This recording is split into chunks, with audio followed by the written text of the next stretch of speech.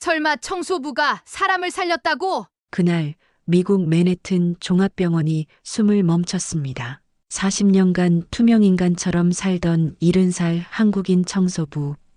그 누구도 몰랐죠. 걸레를 든 그 손이 한때 메스를 쥐었던 손이라는 걸 말이에요. 미국서 차별과 조롱을 딛고 일어선 이 한국 노인의 정체는 무엇일까요? 사연 시작 전 구독과 좋아요 먼저 꼭 눌러주시면 큰 복 받으실 거예요. 새벽 4시 미국 맨해튼 종합병원의 긴 복도에 걸레 끄는 소리만이 쓸쓸하게 메아리 쳤습니다. 축축한 걸레가 차가운 대리석 바닥을 스쳐 지나갔어요. 제 이름은 최강수, 70살 야간 청소부죠. 어이, 거기 청소하는 늙은이. 젊은 레지던트가 손가락질하며 소리쳤습니다. 바닥에 일회용 커피컵이 구르고 있었어요. 저를 쳐다보지도 않더군요. 마치 길가의 돌멩이를 보듯 빨리 치워. 더럽게 지저분하네. 목소리에 역겨움이 뚝뚝 떨어졌습니다. 코를 찌푸리며 혀를 차는 모습이 혐오 그 자체였어요. 저는 아무 말 없이 무릎을 꿇고 그 자리를 닦았습니다. 40년째 반복하는 굴욕의 의식이었어요. 하지만 예전엔 전혀 달랐습니다. 새하얀 가운, 목에 걸린 청진기, 서울대 의과대학 수석 입학생, 이번에 전국 모의고사 만점자가 나왔다. 우리 안동에서 경북 안동 산골마을이 축제 분위기였어요. 호롱불 아래서 밤새 책만 파던 가난한 농부의 아들이 일으킨 기적이었죠. 마을 사람들이 울며 배웅했을 만큼 전설 같은 존재였습니다. 어머니, 드디어 제가 의사가 됐어요. 그렇게 크게 외치려고 했었는데 대학 봄과 3학년 어느 날 아버지의 떨리는 목소리가 전화기를 타고 왔습니다. 강수야, 아버지가 완전히 망했다. 투자 사기에 걸려서 수십억을 날렸어. 세상이 무너지는 소리였어요. 집이 경매로 넘어갔습니다. 사채업자들이 문을 부수고 쳐들어왔어요. 어머니는 그 자리에서 쓰러지셨습니다. 학교는 포기해야겠다. 우리 당장 도망쳐야 해. 절망과 함께 탄 미국행 비행기. 하지만 착륙과 동시에 날아온 청천벽력. 아버지 급성 뇌출혈로 돌아가셨습니다. 강한 압박감 때문이었죠. 모든 게 한순간에 그렇게 무너졌습니다. 영어도 못하고 돈도 없고 시간도 없었어요. 의료 자격을 다시 따기엔 상황이 모든 게 절망적이었죠. 그렇게 저는 이 병원 야간 청소부가 되었습니다. 40년째 같은 복도를 가고 있어요. 오늘도 또 하루 끝이군. 지나가는 의사들은 저를 마치 유령 취급합니다. 가끔 휴지나 던지며 청소부라고 부를 뿐이죠. 하지만 견딜 수 있었습니다. 여기선 생명의 고귀한 숨결을 매일 느끼니까요. 그것만으로도 전 충분했습니다. 점심시간이면 저는 늘 병원 옥상으로 도망칩니다. 그 누구도 찾지 않는 외로운 공간. 차가운 바람만이 제 유일한 친구죠. 플라스틱 도시락을 펼치고 지갑 깊숙한 곳에서 낡은 사진을 꺼냈어요. 손때가 묻어 모서리가 너덜너덜해진 흑백 사진. 서울대학교 의과대학 수석 입학을 축하합니다. 최강수 군의 찬란한 미래를 진심으로 기원하며 20살 청년이 환하게 웃고 있었습니다. 눈이 별처럼 반짝이던 그 시절, 군의관 추천장, 전액 장학금 증서, 지역 신문 일면을 장식한 기사까지. 그때는 정말 세상이 다 내 것인 줄 알았습니다. 바람이 사진을 흔들었어요. 과거의 제가 현재의 저를 비웃는 것만 같았습니다. 꿈 많던 천재 청년이 늙은 청소부로 몰락할 줄 그 누가 알았겠어요. 저 아래층에서 구급차 사이렌이 처절하게 울렸습니다.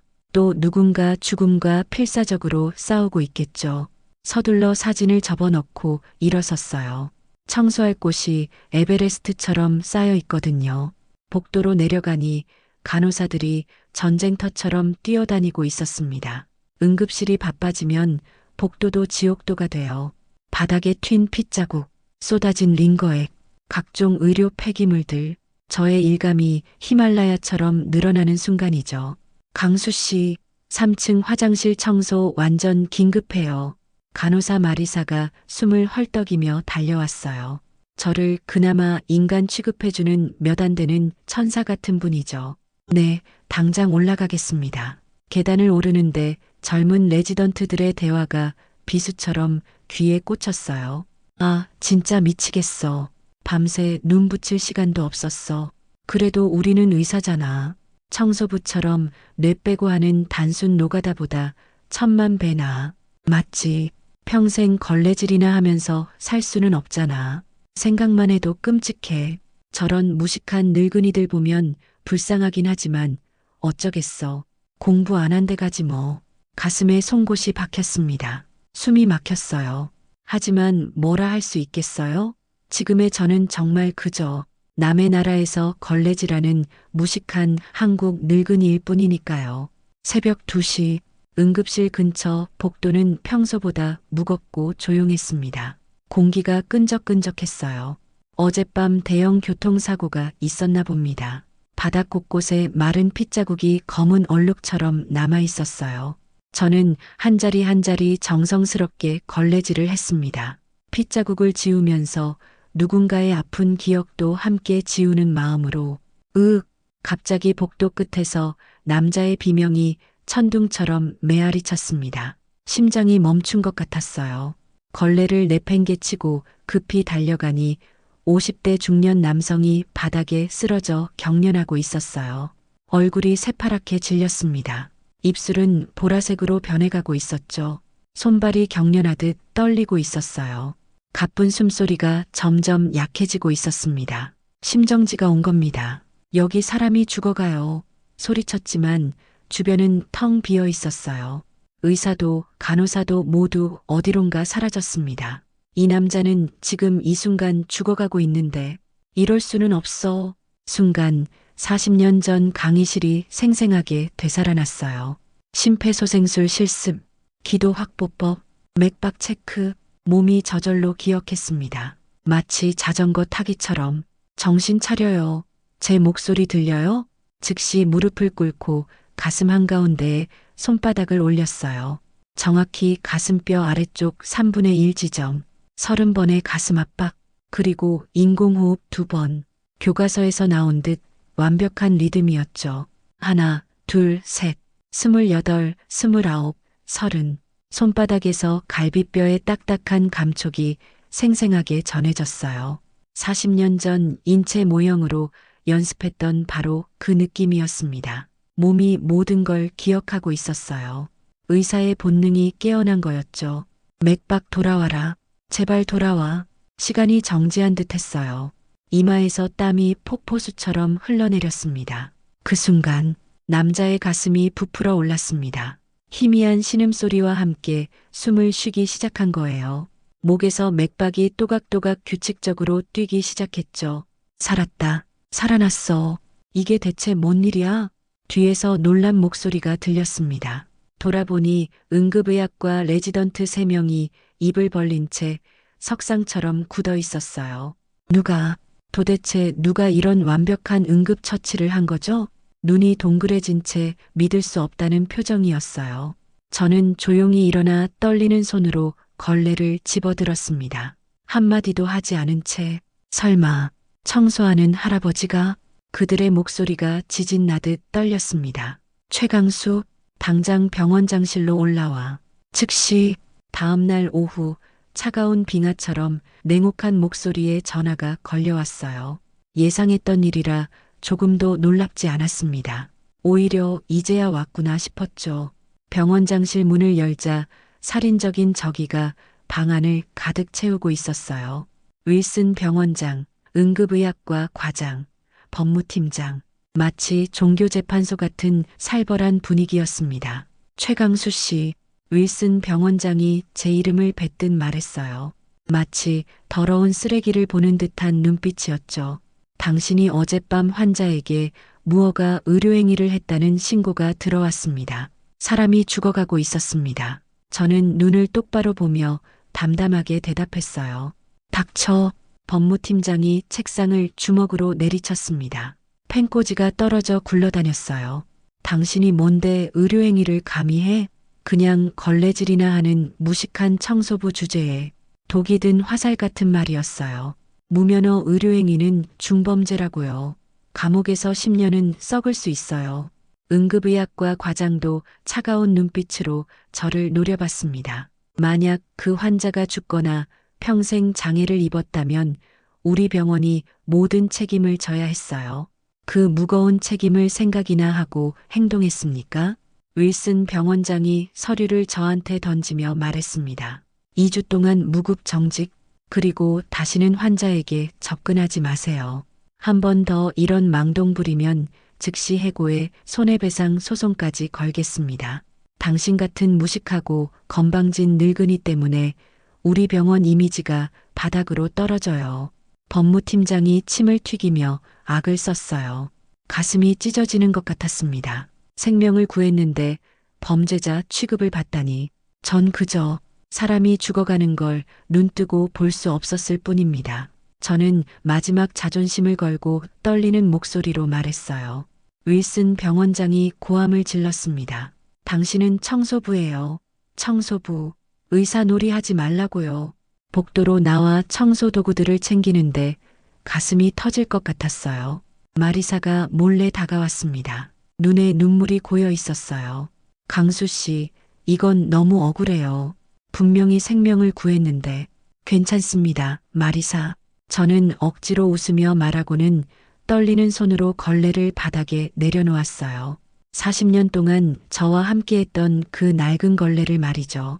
2주 동안의 정직, 집에서 멍하니 텔레비전만 보며 지내던 어느 오후 핸드폰이 미친 듯이 울렸어요.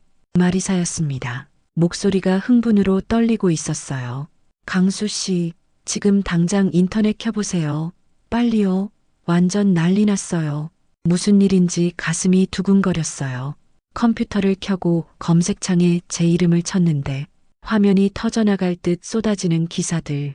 맨해튼 종합병원 청소부, 기적의 심폐소생술로 환자 구해. 70대 무명 영웅, 의사들 뺨치는 완벽한 응급처치. 의사들은 뭐하고 있었나? 병원이 생명의 은인을 처벌했다. 숨겨진 실력자였나? 청소부의 놀라운 정체. 누군가 그날 밤 찍었던 거죠.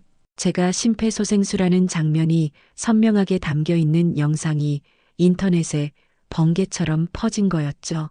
댓글창이 핵폭탄 터진 듯 난리였습니다. 와, 저 할아버지 손놀림 완전 의사급인데? 의사들보다 훨씬 정확해 보이는데요? 병원 완전 미쳤네. 영웅을 범죄자로 만들어. 그리고 며칠 후 더 핵폭탄 같은 일이 터졌어요. 전국의 기자들이 제 과거를 뿌리까지 파헤친 거예요.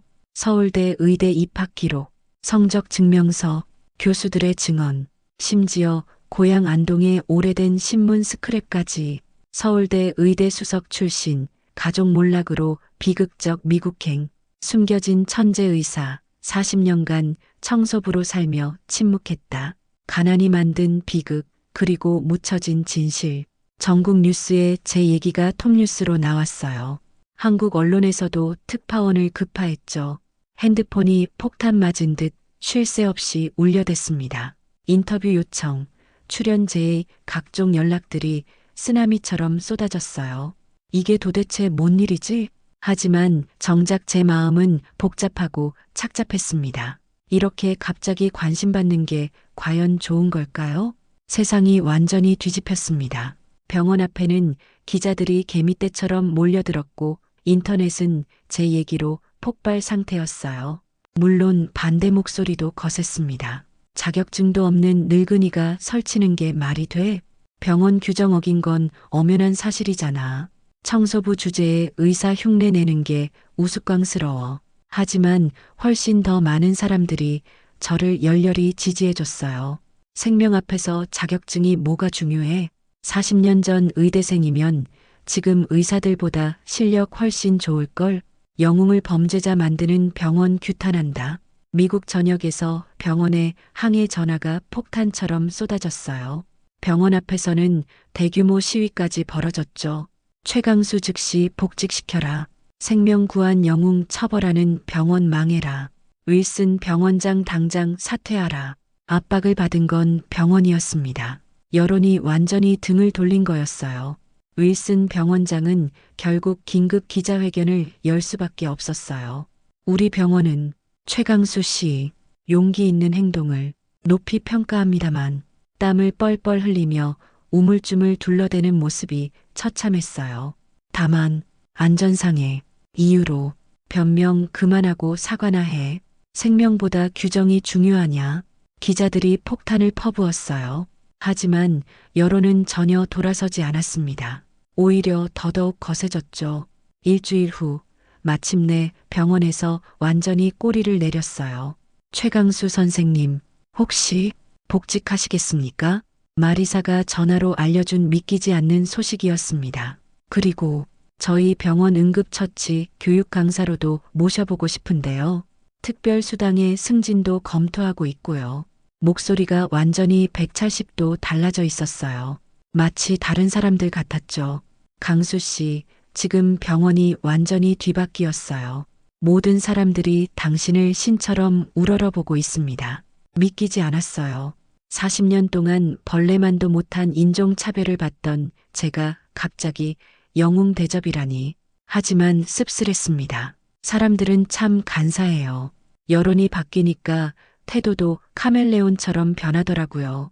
병원으로 돌아가는 첫날, 새벽 4시에 나왔는데 분위기가 완전히 다른 세상이었어요. 어서 오세요, 강수 선생님. 평소 저를 파리 취급하던 간호사가 최고급 호텔 직원처럼 공손하게 인사했습니다. 선생님이라고 부르더군요. 꿈에서도 듣지 못할 소리였어요. 정말 영광입니다. 강수 선생님, 레지던트들도 저를 보자 허리가 부러질 듯 깊게 구부렸어요. 예전에는 쓰레기나 던지며 거기 청소부야라고 부르던 바로 그들이 말이에요. 도대체 이럴 수가. 윌슨 병원장이 직접 마중 나왔습니다. 그 거만하고 오만했던 사람이 제 앞에서 쩔쩔매더군요. 최강수 선생님, 정말 죄송했습니다. 저희가 너무나도 성급하고 어리석었어요. 굽신거리는 모습이 우스웠어요. 며칠 전에 저를 범죄자 취급하던 바로 그 입으로 괜찮습니다. 앞으로는 청소 업무와 함께 응급처치 교육도 부탁드리겠습니다. 물론 특별수당의 직급 승진도 적극 검토하고 있고요. 응급의학과 과장도 바짝 다가와 머리를 조아렸어요. 강수 선생님의 해박하고 깊이 있는 의학 지식을 저희 모두가 겸허히 배워야겠습니다. 그동안 정말 죄송했습니다. 눈이 없었어요. 첫 교육은 다음 주부터 시작하기로 했어요. 간호사들과 레지던트들 대상으로 한 특별 강의였죠. 정말 영광입니다. 선생님, 선생님께 배울 수 있다니 꿈만 같아요. 간호사들이 줄을 서서 인사했어요. 마치 할리우드 스타를 보듯 반짝이는 눈으로. 저녁에 집으로 돌아가는 길 핸드폰에 문자가 도착했습니다. 한국 고향 친구였어요. 강수야, 뉴스 다 봤다. 정말 자랑스럽다. 내가 진짜 의사구나. 고향이 다 떠들썩해. 마을 사람들이 다 울면서 좋아하고 있어. 그 순간 목이 메어왔습니다. 40년 만에 처음으로 누군가 저를 의사라고 불러준 거예요. 오늘도 새벽 4시에 병원에 나왔습니다. 하지만 이제는 모든 게 완전히 달라요. 복도를 지나가는 의사들이 저를 보면 깍듯하게 인사합니다. 굿모닝, 닥터강. 젊은 레지던트가 영어로 정중하게 인사했어요. 닥터라고 부르더군요. 가슴이 터질 듯 뛰는 호칭이었습니다. 저는 여전히 걸레를 들고 바닥을 닦아요. 하지만 이제는 그저 청소만 하는 게 아닙니다. 오후에는 강의도 하고 응급 상황이 생기면 달려가서 생명도 구해요. 강수 선생님, 오늘 교육 정말 기대돼요. 마리사가 환한 미소로 말했습니다. 저도 정말 즐거워요. 오늘은 심폐소생술 실습 교육 날이에요. 간호사 30명과 레지던트 15명이 참석하기로 했어요. 교육실 문을 여는 순간 모든 사람이 일어서서 우레 같은 박수를 쳤습니다. 예전 같으면 꿈도 꿀 수 없는 광경이었죠. 안녕하세요, 여러분. 저는 평생 꿈꿔왔던 말을 드디어 할 수 있었습니다. 오늘은 생명을 구하는 방법에 대해 말씀드리겠습니다. 목소리가 전혀 떨리지 않았어요. 오히려 확신에 차 있었죠. 교육용 인체 모형 앞에 서자 40년 전의 기억이 생생하게 되살아났어요. 여러분 기억하세요. 생명 앞에서는 자격증이나 직함이 중요한 게 아니에요. 진심과 용기, 그리고 포기하지 않는 마음. 그것만이 유일하게 중요합니다. 박수가 천둥처럼 터져 나왔어요. 심폐소생술의 핵심은 정확한 위치와 깊이, 그리고 리듬입니다.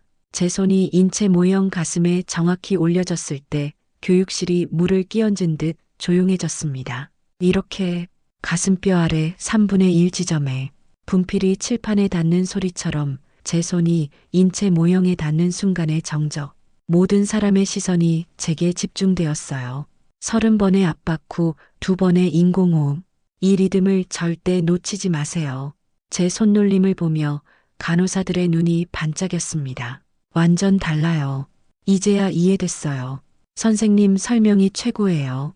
수업이 끝나고 복도로 나오니 윌슨 병원장이 기다리고 있었어요. 정말 감동적이고 완벽한 강의였습니다. 앞으로도 쭉 부탁드려요. 감사합니다. 그때 간호사가 숨을 헐떡이며 뛰어왔어요. 닥터 최, 응급환자 들어와요. 심정지 환자예요. 저는 걸레를 벽에 기대놓고 전력으로 달려갔습니다. 또 다른 생명을 구하러 말이에요. 응급실에 도착하자 의사들이 저를 보며 안도의 한숨을 쉬었어요. 닥터 강이 오셨네요. 이제 안심이에요. 제가 환자에게 다가가자 모든 사람이 숨을 죽였습니다. 마치 거장의 연주를 기다리듯 환자의 맥박을 확인하고 기도를 점검하고 정확한 위치에 손을 올렸어요. 40년 만에 되찾은 의사의 손길이었습니다. 하나, 둘, 셋. 리듬에 맞춰 가슴 압박을 시작했어요. 주변의 모든 의료진이 저를 보며 배우고 있었습니다. 얼마 후 환자의 맥박이 돌아왔어요. 성공이에요. 역시 닥터 강. 박수가 터져 나왔습니다. 집으로 돌아가는 길, 저는 밤하늘을 올려다봤어요. 별이 유난히 밝게 빛나고 있었습니다. 아버지, 어머니, 아들이 결국 의사가 됐어요. 40년이 걸렸지만 저는 마침내 꿈을 이뤘습니다. 내일도 저는 새벽 4시에 병원에 나올 거예요. 걸레를 들고 바닥을 닦을 겁니다. 하지만 이제는 완전히 달라요. 저는 청소부이자 동시에 의사입니다. 두 역할 모두 제 자부심이에요. 닥터 최, 감사합니다. 복도에서 만난 환자 가족이 저에게 고개를 숙였어요. 당신 덕분에 저희 아버지가 살았어요. 그 순간 깨달았습니다. 진짜 의사란 하얀 가운을 입은 사람이 아니라 생명을 구하는 사람이라는 걸. 70살 청소부 최강수의 두 번째 인생. 이제 막 시작된 겁니다. 인생은 포기하는 순간 끝나는 게 아니에요. 진짜 끝은 꿈을 버리는 순간이죠. 저는 40년 만에 다시 꿈을 붙잡았습니다. 지금도 병원 어딘가에서는 누군가 생과 사의 갈림길에 서 있을 거예요. 그리고 저는 언제든 달려갈 준비가 되어 있습니다. 걸레와 청진기, 둘 다 생명을 돌보는 거룩한 도구니까요. 최강수의 이야기는 여기서 끝이 아닙니다.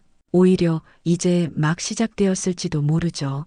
그리고 그 여정에는 여전히 배움과 가르침, 그리고 생명을 구하는 기쁨이 함께할 것입니다. 오늘 이 이야기 마음에 닿으셨다면 구독과 좋아요로 함께해 주세요. 아직도 어딘가에서 묵묵히 일하고 있을 누군가에게 이 이야기가 닿길 바랍니다. 우리 동네 만담꾼이었습니다. 감사합니다.